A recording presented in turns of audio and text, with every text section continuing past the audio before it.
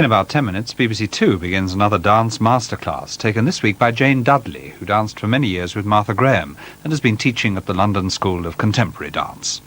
Our star maker here on BBC1, Bob Monkhouse, is now about to say, "Opportunity knocks."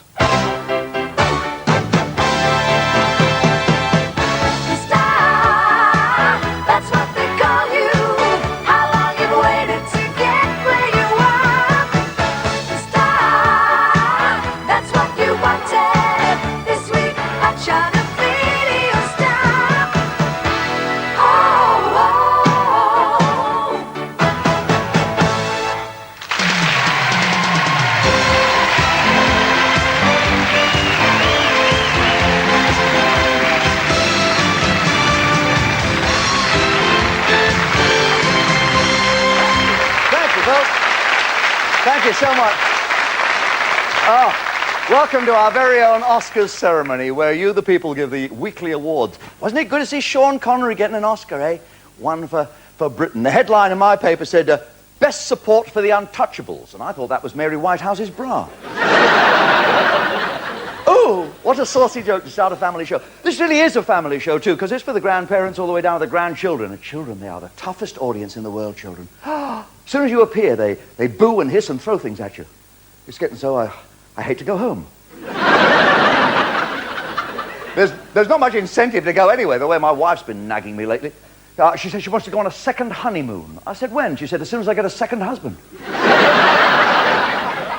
Nice, isn't it? She'll be lucky, but her looks have gone. They've gone. Doesn't have a dressing table now, has a workmate.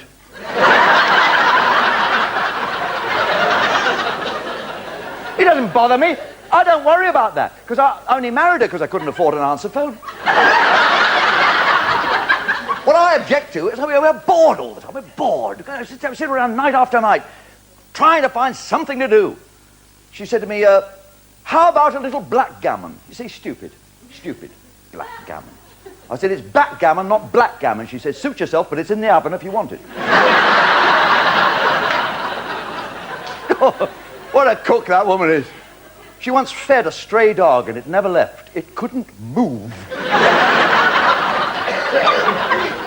You star makers, on the other hand, you cooked up a massive response to last week's lineup of first-timers on network TV. And here's how you placed the favourite three. In third place, there was a thumping good vote for a thumping good band. 35 South Yorkshire youngsters rejoicing in the famous name of the Grimethorpe Colliery Junior Band.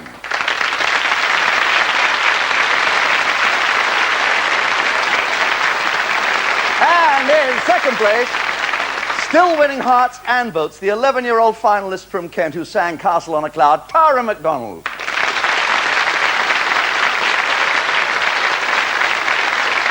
But way out in front, in first place, came the biggest, actually the very biggest majority any act has achieved since we began this star search last year.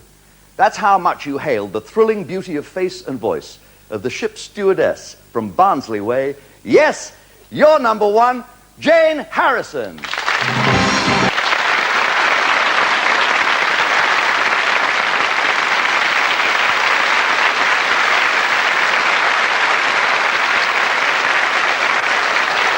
Thank you, ladies and gentlemen. On behalf of Jane Harrison, with that lovely setting of the Lord's Prayer, Act 1 tonight. People ask me, do you gamble? Only when I do my act. I once bet on a horse in the Grand National. They superimposed his name on the TV screen and he fell over it.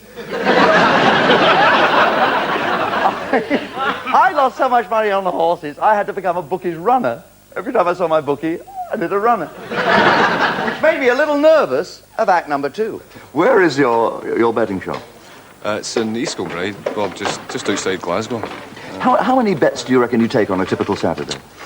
Oh, it varies, but I don't know, 1,500, you know. That many? Oh, it's... A lot of little ones. What's the biggest you've ever taken? Well, I remember one guy had a £700 cash bet, ready cash, over the counter, and a horse in the Grand National. What happened to the horse? Oh, it fell at the third. You know? Does that encourage you to bet yourself? Do you ever bet? Very, very seldom. Very seldom, Bob. If you got the big vote from the viewers, would you turn full professional? You want to bet? I'll take a flutter. With a name like Camé, you might expect him to be in a soap opera. But Joe aims to clean up with comedy. Could be a sure thing for the betting shop manager from East Kilbride as opportunity knocks for act number 2, Joe Camé.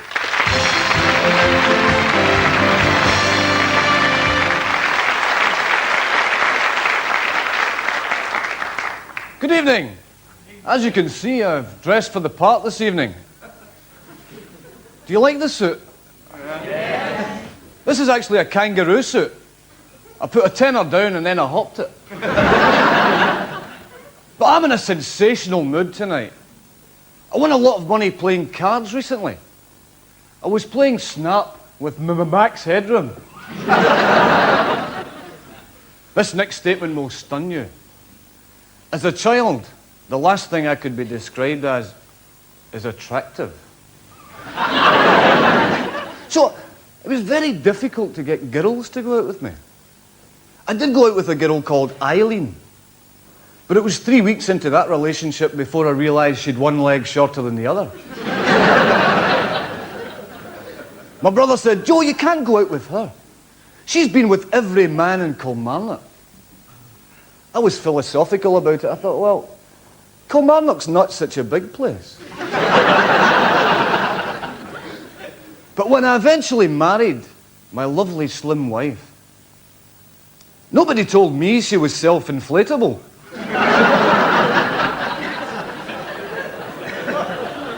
She's now so heavy we live in a listed building.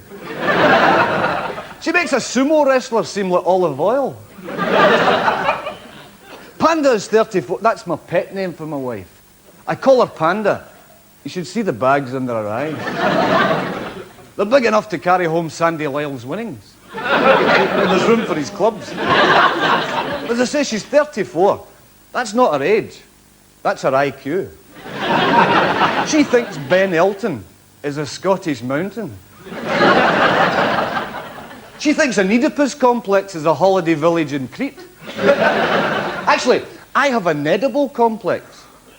I love my mother's cooking. But my wife has a terrible phobia. She's terrified of losing her clothes. I discovered this when I returned home early from work one evening, and there was a chap in the wardrobe guarding them. But my brother-in-law's a very interesting guy. He drives a Lada. Somebody has to. He said the only reason it has a heated rear window is to keep your hands warm when you're pushing it. But he overheard his mother discussing, his parents actually discussing his forthcoming, their forthcoming 30th wedding anniversary.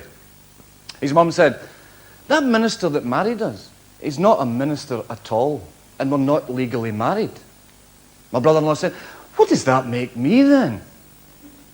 His dad said, you're all right, son. You're joining the police soon.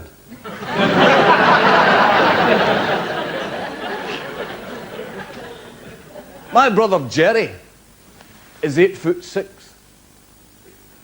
He's a lifeguard. He can't swim, but my goodness, he walks out a long way. What a hooter he has. It would have given Cyrano de Bergerac an inferiority complex. When Jerry was in the queue for noses, he thought God said roses and asked for a big red one. But he took his girlfriend into the jeweller's, and she picked a beautiful pearl necklace. The jeweller said, that's £5,000, sir. He said, that's no problem, I'll write you a cheque. He said, you realise, of course, the goods can't leave the premises until the cheque is cleared. That's all right, I'll return on Monday. We went back in on Monday. The jeweller said, I'm sorry, sir, but your cheque bounced. He said, I knew it would. I'd just come back to thank you for a fantastic weekend. That's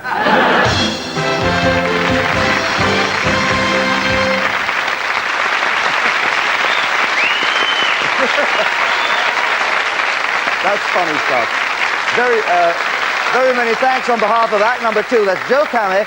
He's a betting shop manager in East Kilbride, and he writes all his own material. He's a sensible man, Joe. I'm sure he'd never let success go to his head, not like some performers. You look at Terry Wogan.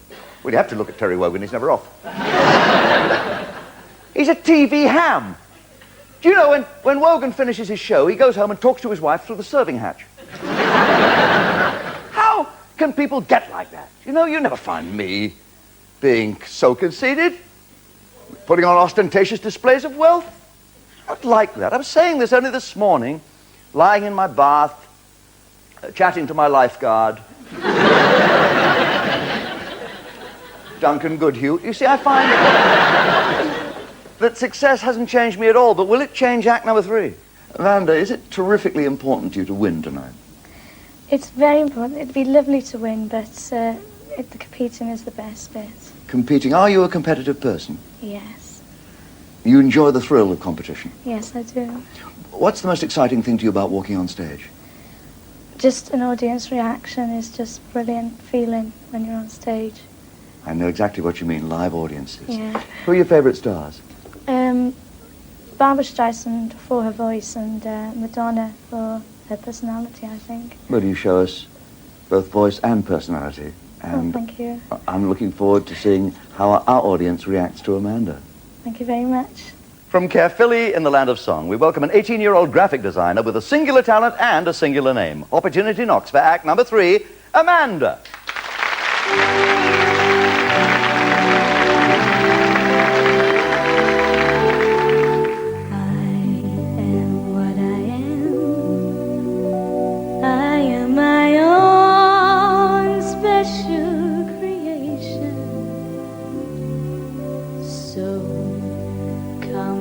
Take a look, give me the hook or the ovation.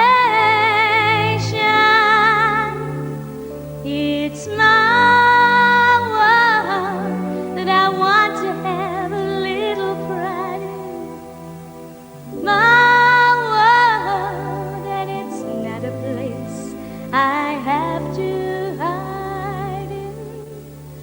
Life's not worth a damn till you can say I am what I am.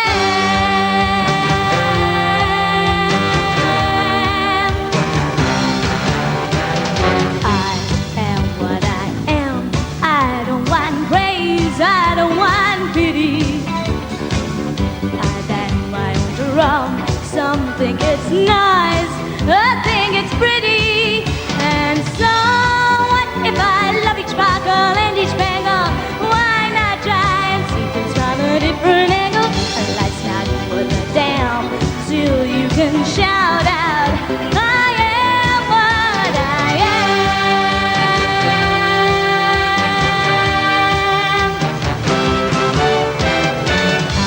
I am what I am.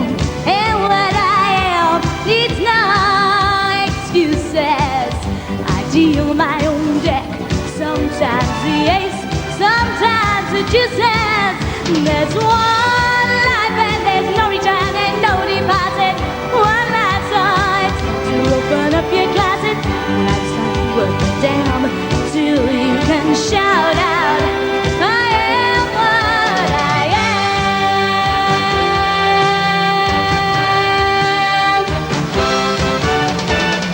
I am what I am, and what I am needs no excuses. I deal my own death, sometimes the ace, sometimes the juices. There's one life and there's no return and no deposit.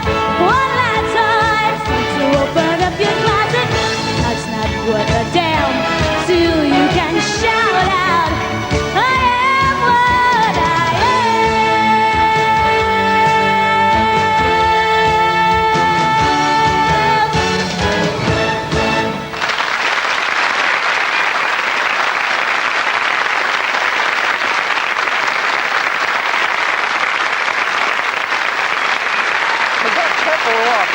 Thank you on behalf of act number 3.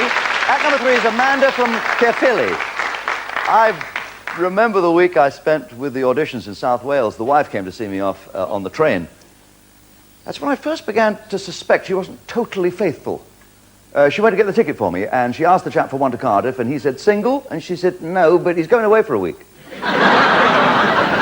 Trains, planes, We used every form of transport in our travels for the show except my car. Not my car. Oh, troubles I've had with that. Nothing ever works for me. I bought a Czechoslovakian car. I switched on the radio. I cannot understand a word they're saying. And these fellas who fix cars, you've got to watch them, you know. He gave me an estimate for £100. When I got the bill, it was £200. I said to him, what about the estimate for £100? He said, you're right, I forgot. That makes it £300. Lucky for me, I didn't have to walk too far to find act number 4, just as far as the piano.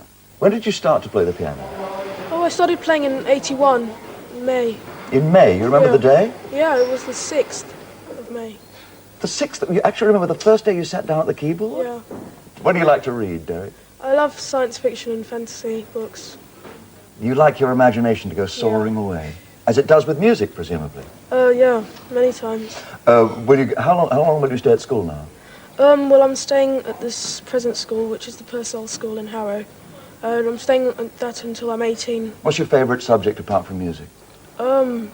Maths, I think. Really? Maths, yeah. Well, that's kind of musical, too. I mean, you have to have some mathematical knowledge in order to play the... You have to be able to count the keys on the piano, for one thing. Well, enjoy yourself tonight. We're going to enjoy you. Okay, thanks. He's taken his agile fingers off the keys of his favourite computer and put them on our piano keys to wondrous effect. Here with Beethoven's Sonate Pathétique, opportunity knocks for act number 4, 13-year-old Derek Homer.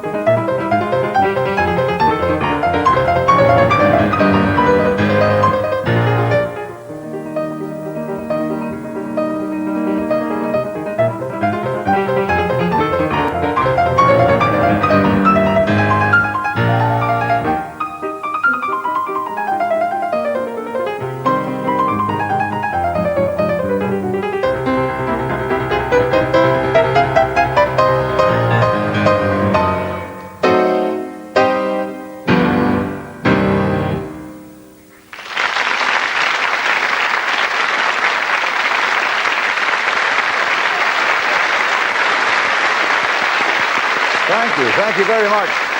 Thank you for act number 4, 13-year-old Derek Homer from the Purcell School of Music. You know, here at the BBC, you always get that personal touch, unless you're quick on your feet.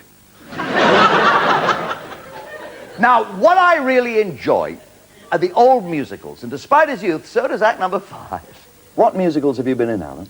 Well, I started off when I was 10, getting into amateur theatre, doing musicals. I started off doing Oliver, and then I did Mame, Young Patrick and Mame, with the Apollo Players in Glasgow. It's an amateur theatre group in Glasgow. And then it just came from there, Bye Bye Birdie, all the sort of musicals, it's the big shows. Your voice is broken now, obviously. How old are you? I'm 15. When did your voice break? When I was 12. Oh, that was early. Yeah, surprised me as well. Yes. Do you have a musical family, Alan? No, not at all. My dad's a train driver. My mum's a barmaid in the Albany Hotel in Glasgow.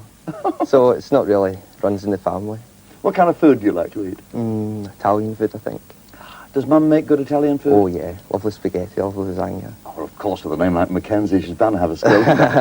Oh, I couldn't wait to taste her haggis bolognese. In his 4th year at Hill Park Secondary School in Glasgow, I shouldn't think he's going to be a problem for the careers master. Will you endorse a professional career in show business for a 15-year-old with an astonishing voice? Opportunity knocks for act number 5, Alan Mackenzie.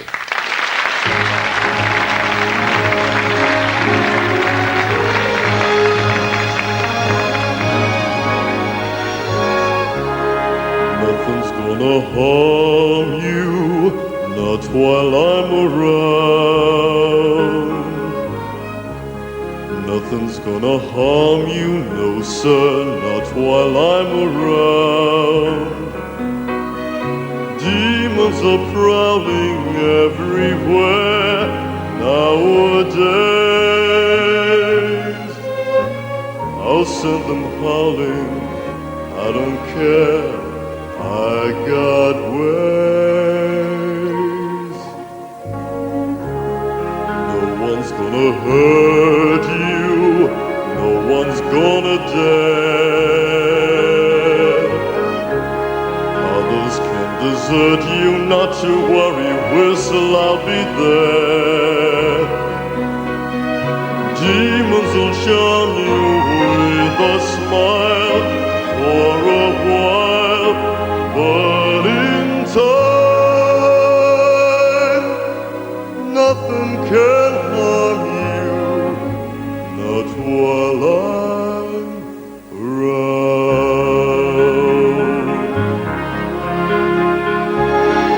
Being close and being clever ain't like being true. I don't need to, I would never hide a thing from you, like so.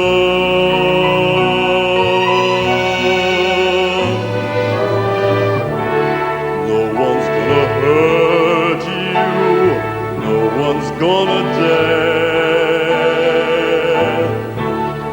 Others can desert you, not to worry, whistle, I'll be there. Demons will charm you with a smile for a while, but in time, nothing can harm you. Not while I'm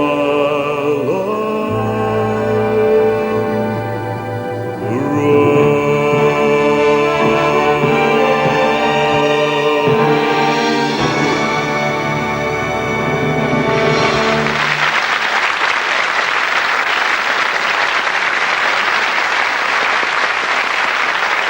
Thank you. Thank you, ladies and gentlemen, on behalf of 15-year-old Alan Mackenzie. He's a schoolboy from Glasgow, and he's act number 5 on your program tonight. But that was a Sondheim song from Sweeney Todd. I was cleaning out the attic the other day with the wife. Filthy dirty, covered in cobwebs, but she's good to the kids. And rummaging about in the dark, suddenly my fingers felt a dusty old chest, and she said, "Not now, we're cleaning out the attic." The things we found up there. A timetable for Great Western Railway. That's from the good old days of steam trains. Some folks here remember that. Oh, happy days, right? You could spit, slash a seat, pull the communication cord, and still have change from a fiver. Show business has changed, you know, since the old days. Used to be 2 or 3 speciality acts on every bill in the old days, but, well, a really unusual act, like a speciality, required a really unusual fella, like act number 6. How did you discover that what you could do would amuse people? Well, in 1979, I was in a club in Thornaby-on-Tees, which is where I live, and I happened to do a card trick, which was a family card trick that we could all do. And somebody saw me do the trick, and they said, "Gosh, how did you do that?" So I went home and I practiced, and from then onwards, I basically began to learn more and more. Do you still practice? It used to be 6 and 7 hours a day. Oh. And then it more or less broke itself down to about 4. Do you have time for sport? Oh, not really, only badminton, squash, football, snooker, just to keep fit. And keep those fingers nimble. Yeah. They've got to be supple. That's my money-making hand. Yes. It's also a very entertaining hand. Yeah. Can't wait for you to show us your hand. Fingers crossed. You'll never do your act with your fingers crossed, Les. In the Royal Navy at 15, he's been a chef, dustman, labourer, head waiter, turf accountant's board maker. He's collected his cards quite a few times. Now he's going to show us what he can do with them. There's opportunity knocks for act number 6. From Teesside, Les Rogers.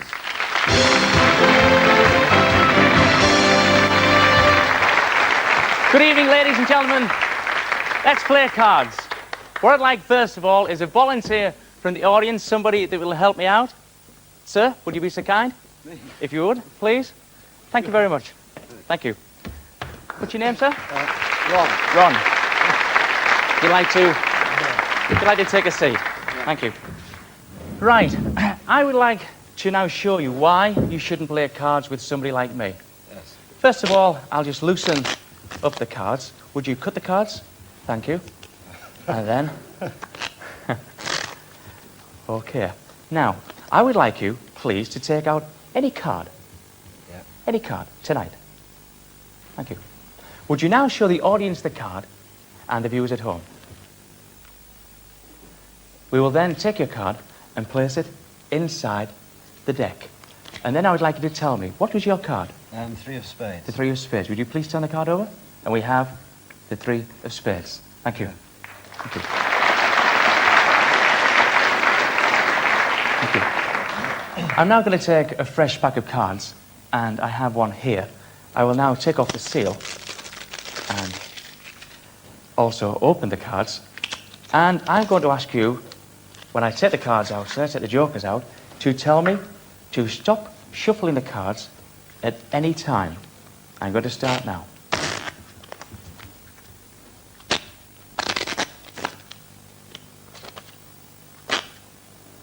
Stop. Okay. And again, as I lay the cards down on the table, would you tell me to stop again? Stop. Stop there? Yeah. Now then, I have an envelope here. And I would like you, first of all, before I show you the envelope, would you turn the cards over, telling the audience the cards as you turn them over? These? Yes.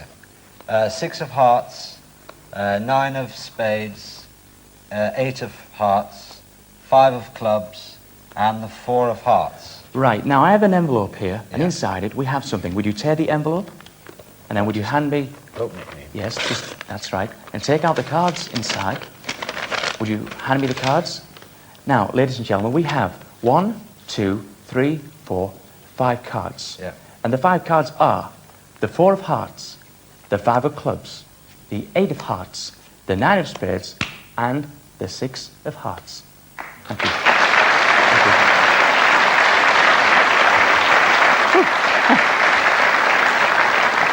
Oh, dear me. We're winning. Not for money. Not for money. Now then, how good is your memory? Not very good. Not very good. No. Right, well, I've got a pack of cards here. Yeah. And I would like you to, first of all, would you please take off the seal of the cards? Yeah. Do you like that? There you go. Okay, thank you. Then we will take out the 2 jokers. Yeah. Ladies and gentlemen, we have one ordinary set of playing cards. Yeah. Sir, would you please cut the cards? Just, yeah. Now, if I showed you some of the cards, how many do you think you could remember? Oh, a couple. A couple. Yeah. Would you please watch the table and observe the cards as the cards go down? Okay. With my eyes closed. Jack, Queen,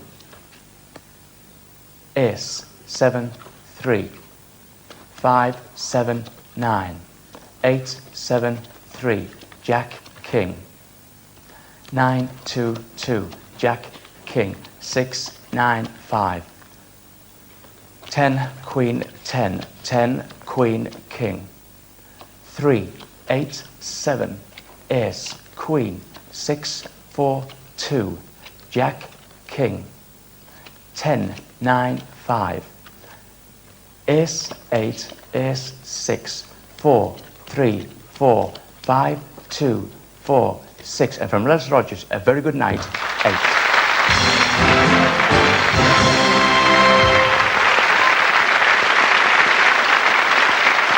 I don't know how he does it. Thank you very much on behalf of act number 6. That's Les Rogers, and he comes from Thornaby-on-Tees. Is success on the cards for him? As our producer says, this show is about a rich vein of talent. They actually got the talent. He's rich and vain.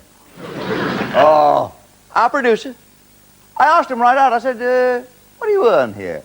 He says, never mind, never you mind, he said. They pay me what I'm worth. I don't believe it. He couldn't live on that. So I was amazed when he invited me up to his office for a drink. He said, bring your own thimble and don't tell the others. So, like a fool, I went. He said, here's a little drink inspired by a musical group. I said, Bucks Fizz. He said, no, Clearwater. Clearwater. Who thought of the name Clearwater? I did. Yes. Okay, I'll go no further with that. I know your name is Mogger. That's right. What instrument do you play, Mogger? I play bass guitar. What did you do for a living apart from music? Zookeeper. Zookeeper. And how about you, Howard? I play rhythm guitar. What have you done to earn an honest coin? Well, I've done hotel management and catering, and a bit of carpentry.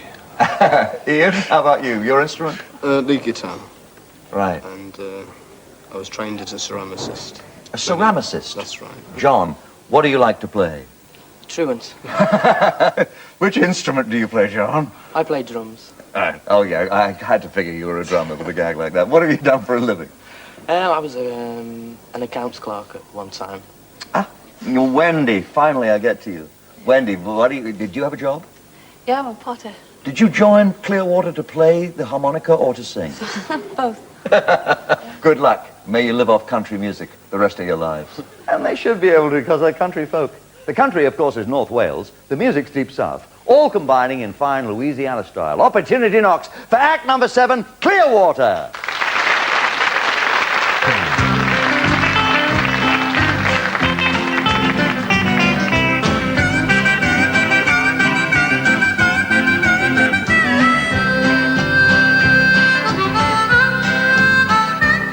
We're waiting in the front yard, sitting on a log, singing shot rifle and a one-eyed dog.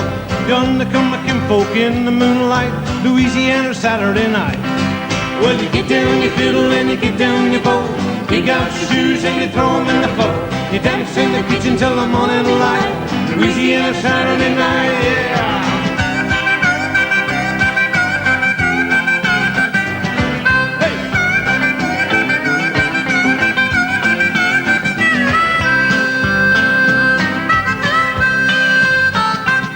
Well, my brother Bill and me other brother Jack, belly full of beer and a possum in the sack, 15 kids in the front porch light, Louisiana Saturday night.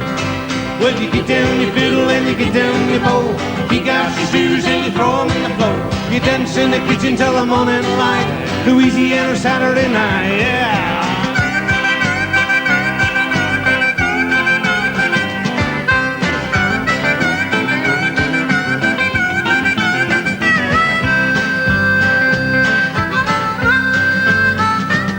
When the kinfolks leave and the kids get fed, me and the woman gonna sneak out to bed, have a little fun when we turn out the light, Louisiana Saturday night.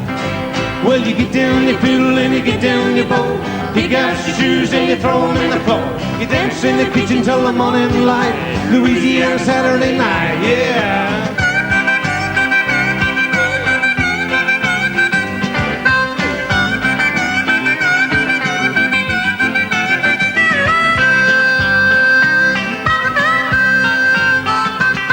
Well, waiting in the front yard, sitting on a log, single-shot rifle and a one-eyed dog. Yonder come my kinfolk in the moonlight, Louisiana Saturday night. Well, you get down your fiddle and you get down your bow, kick out your shoes and you throw them in the floor. You dance in the kitchen till the morning light, Louisiana Saturday night. Well, now you get down your fiddle and you get down your bow, kick out your shoes and you throw them in the floor. Dance in the kitchen till the morning light, Louisiana Saturday night, yeah.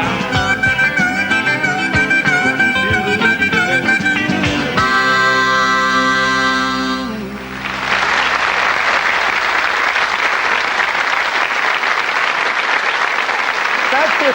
Woohoo! Act number 7, Clearwater, from around Prestatyn and Rhyl and St Asaph in North Wales. Now we come to the moment of decision, Star Makers, when we present all the 7 acts again, together with their individual hotline numbers. They're the same phone numbers every week, as listed in the Radio Times and on page 146 of CFAX, but if you haven't got either available, you can jot them down as we go along. Meantime, for an instant judgment, we take a digital measurement of our studio reaction on our scoreboard, and this is it. There's the scoreboard animated. This is our computer display, and as with all computers, of course, it has a moving cursor. He's the bloke who has to push it on. You should hear his languages. Last week, opportunity knocked for Jane Harrison, and she returned to sing for us like this.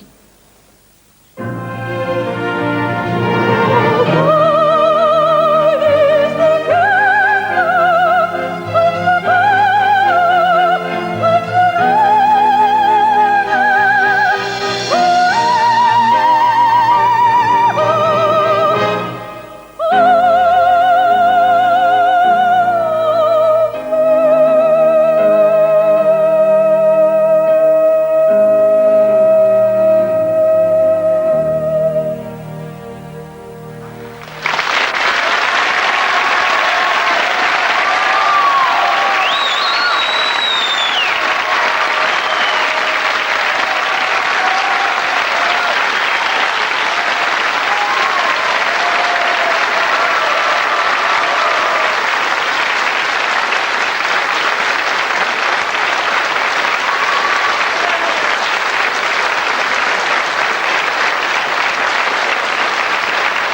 An 85 star value here in the studio for Jane. Jane, act number 1 tonight. Act number 2, Joe Camay was a soft-spoken Scot with some very sharp comedy. My friend was done recently for stealing 1 million Green Shield stamps. He got 2 years and a deep fat fryer.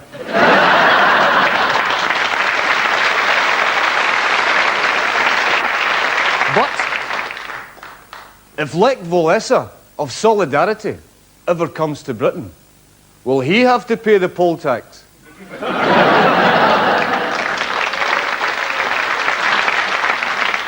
And actually, I just heard before I come on this evening that they've finally managed to raise the Titanic. When they got it to the surface, they found 2 Japanese guys who thought they'd passed the first round of endurance.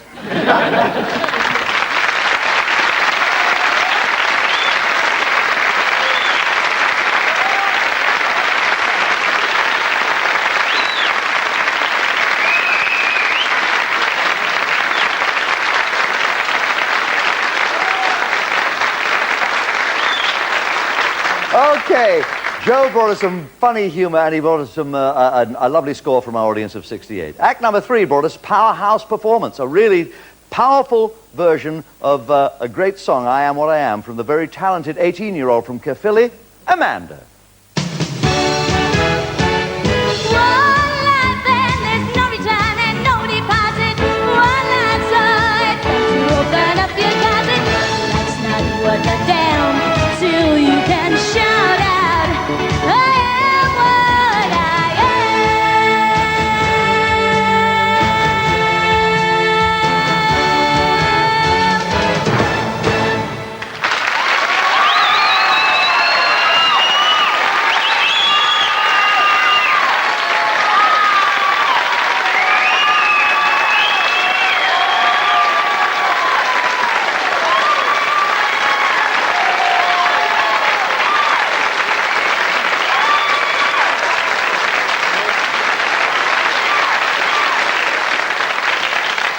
Whoa, look what Amanda Dunn did. She got an 87. She's now the market leader right here in the studio. Act number 4 was a prize pupil, surely destined for a great life in great music, Derek Homer.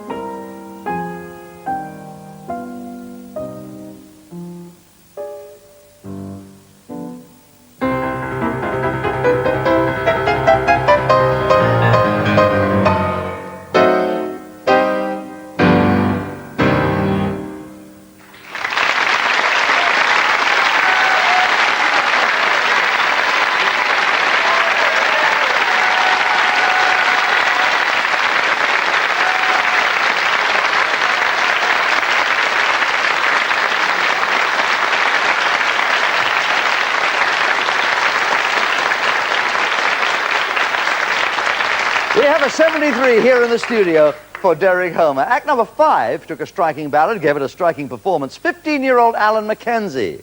Demons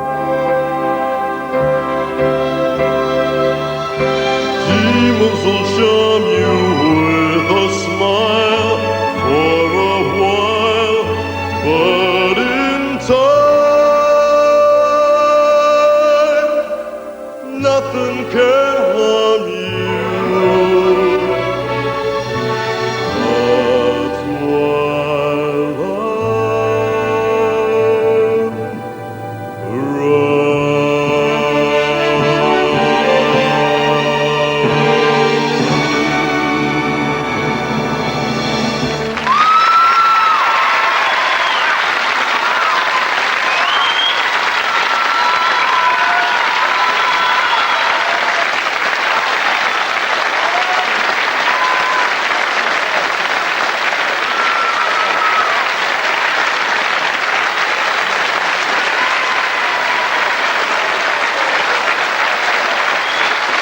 Well, there you go, 75. We have a 75 star value. Let's have a look at what we have so far.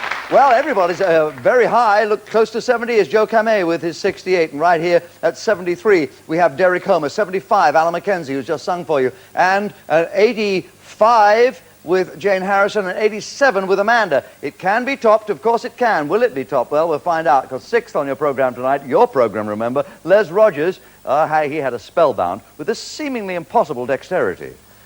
Would you please take the pack of cards and would you shuffle the cards? Okay. And upon shuffling them, would you then take out one card and would you look at the card and show the audience the card you have chosen? And then I may set the card back, put the card on top of the deck. I am then going to shuffle the pack and I would ask you to blow on the cards. And what was your card? King of Clubs. The King of Clubs. Thank you.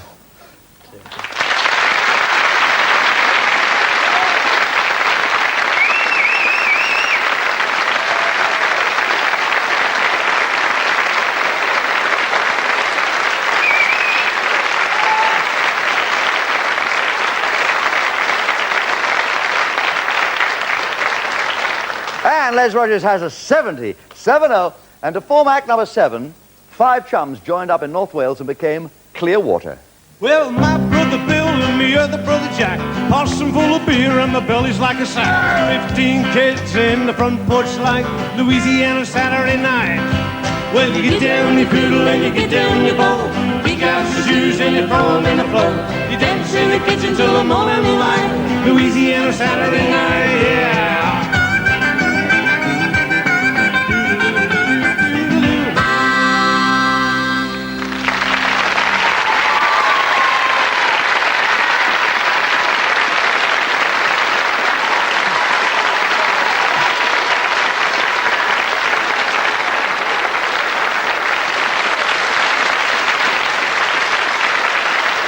Thank you.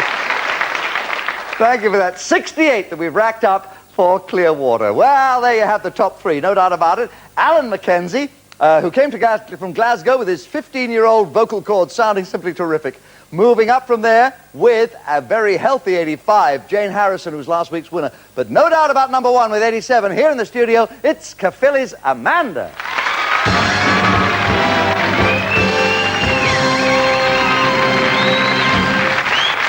It's great to be a studio winner. It's even greater to win your top telephone vote star makers. And so return next Saturday and in our grand final on June the 4th. The Bob Knox hotline opens from now until midnight to take all your voting calls, costing up to 5 pence a time. That's all. After last week's show, our parish priest phoned me at home. He says, "It's incredible, my son. Over half my congregation watch Bob Monkhouse on television." I said, "Really, Father? How do you know?" He said, "They admit it at confession." Have a great week. Take your chances. If opportunity comes your way, don't knock it.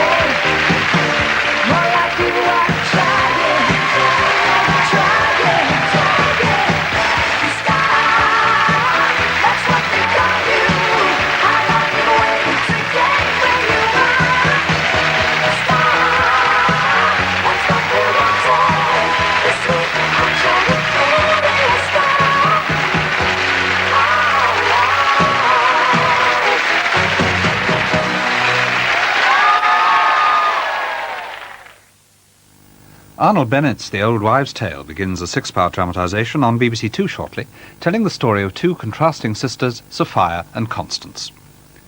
Here on 1 in 15 minutes, what appears to be a simple case of suicide turns out to be increasingly complicated for Cagney and Lacey. Now, at 8:50, News and Sport.